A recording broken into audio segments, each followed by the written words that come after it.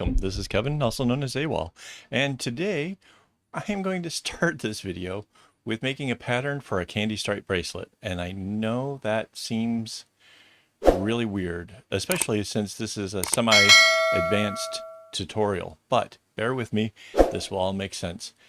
And to spare you some of the headache of what this took, it took me about a half an hour to put together this one pattern, just a candy stripe one with 8 colors, and I guess you guys would say 16 strings. I say it's 8 strings because that's what's going into the kumi, but they're doubled up, so that's, I don't know how you ever want to count it, but I'm making this pattern first because from this I'm able to actually come up with something way more complex and something I basically I wouldn't be able to do without having this pattern in beforehand.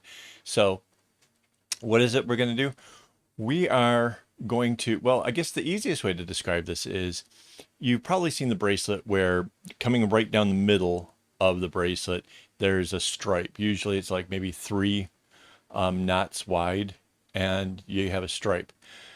My thought is you can do so much more than that. It can be broken dashes. It can be, it changes sizes. It does different things. And if that's something that you wanted to do, you kind of have to start from somewhere. And the easiest way of doing it is to have something like this. Now, mind you, we're using the same template that we did a couple videos back, right? So I know the size of the bracelet I want to do. Now I'm just working out how am I going to fill it in. Now, once we have this template created, right, we can save that just as it is. And I highly recommend this, right? Save your template all filled in with this candy stripe, because I can think of at least a half dozen ways to be able to take this and change it, right? And what it's going to come down to is we need to know what the colors are that are traveling underneath those stripes, right? And as intuitive as it seems, it's like, oh no, I don't need a pattern. I can just, I could change its size. I could do a lot of things.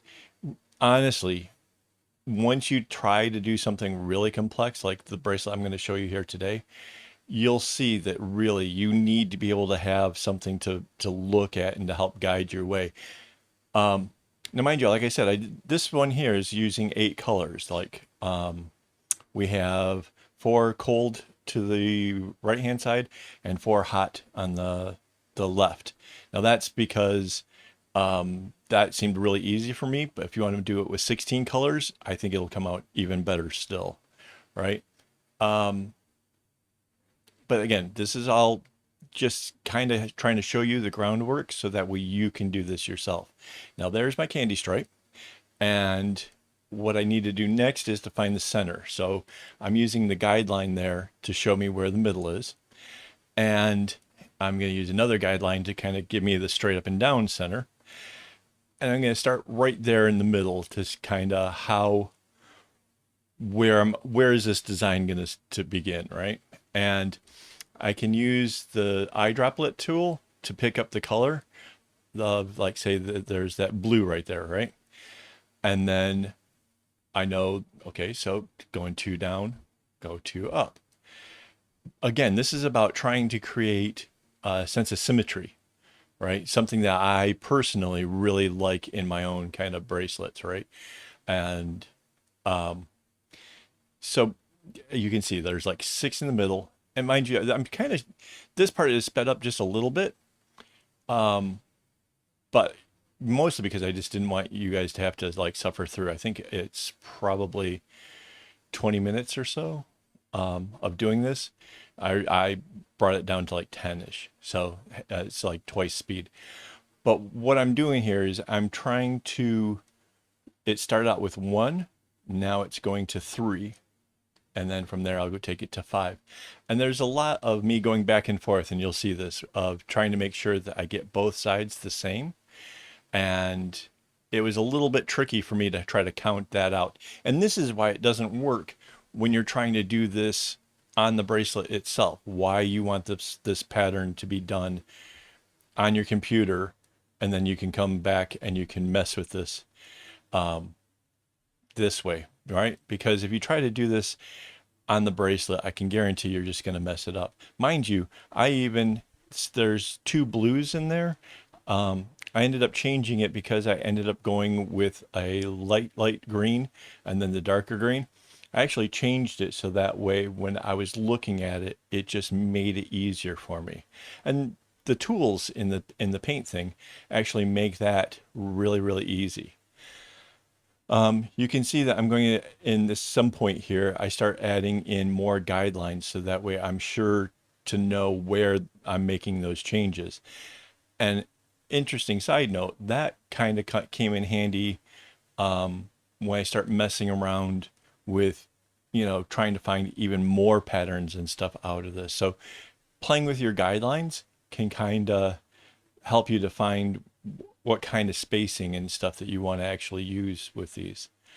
So you can see, yeah, counting how many up, getting it squared, and then the next one is it just gets a little bit bigger. And when you look at it from this point, you can kind of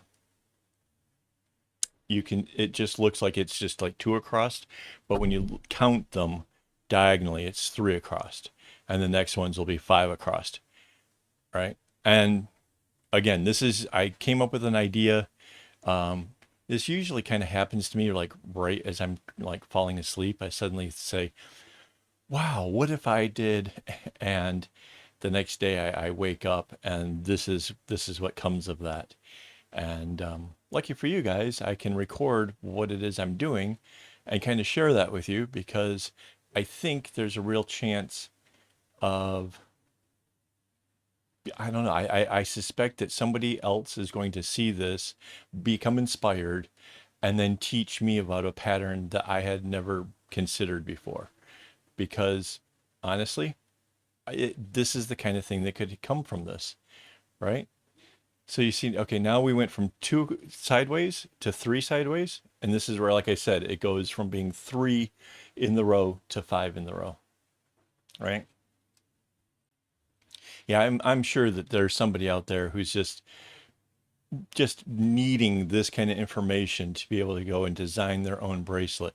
And again, we've made this. We know where the center is. We're going equal distance both ways. You can even see from like how I put this video together, how I have to keep stopping and counting and making sure that I'm getting this right.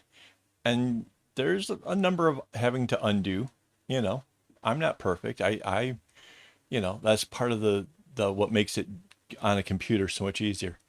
Yeah, I was having a hard time. I don't know why. I didn't want to bring down the guideline. If you shift to the arrow, the bringing the guideline down works super easy. Again, I don't know why I didn't want to do it then. But you can see, right? Totally going for symmetry, trying real hard to create something just really different. And at the end, the final product it's really different. I really like how this one turned out. It's hell, you'll have to just see the picture. I was going to try to describe it, but it's um yep, see, that was counting, trying to make sure I get the right number of rows in there. Picking up the green, that's the one more. And you'll probably see I'm really paranoid about such things. So I probably count this stuff so many times over and over and over because I'm afraid of getting it wrong. And I kind of checking out. See, there's all the guidelines, and yep, this is the last little bit, and it'll be the widest still. So, and you would think that because it's just making that one green row just one extra knot longer, and the next one comes down is 3 knots longer, you would think that it would be difficult to see that straight line going across, but it really pops. And again, what I'm doing here is using the grid of the graph paper to actually create like the beginnings and ends of all of this stuff. But you have to have a little bit of faith that what you're putting into it is going to show up and become something really, really cool.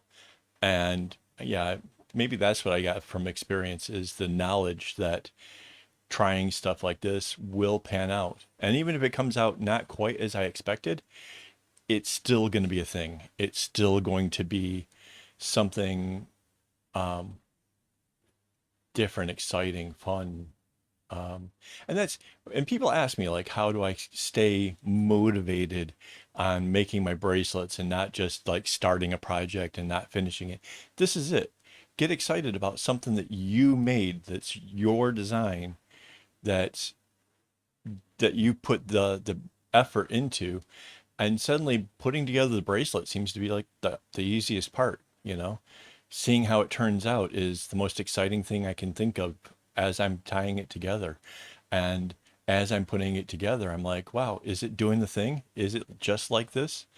And yeah, it really is just like that.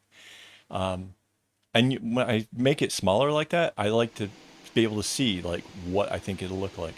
And here it is.